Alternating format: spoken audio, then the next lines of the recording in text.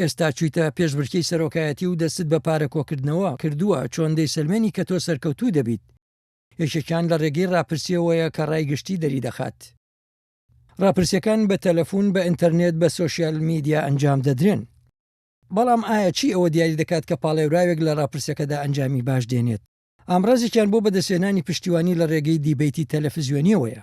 ئەمەش بندە لەسەر ئەوەی چۆن بۆچوونی خۆیان بە چاکی دەردەبرن لەسەر بابەتەکانی وەک ئابووری، سیاسەتی دەرەکی و مەسەلەکانی کۆمەڵایەتی. جا بەو پێژماری دەنگەکانیان دەچێتە سەر یان دێنە خوارێ. ڕەنگە هەندێک پاڵێوراو لە هەموو ناوچێکی ئەمریکادا ناسراو نەبێت. هەر بۆیە دەبێت ئەوانە سەردانی ناوچە گرنگەکانی وڵات بکەن بۆ بەرزکردنەوەی دەنگەکانیان. جا ئەگەر سەرکەوتوو بن ئەوە هەڵمەتەکانیان دەبنەمایی باشتر ناسینیان و هەروەها ڕووماڵی باشی میدیایی. بەڵام ئەگەر سەرکەوتوو نەبن ڕەنگە نەتوانن بچنە قۆناغی دواتر کاتێک دەنگدەران دەست بە پرۆسی هەڵبژاردن دەکەن لە کاتی دەنگدانی بەرایی و لە هەموو ستانێکی وڵاتدا ئەنجام دەدرێت.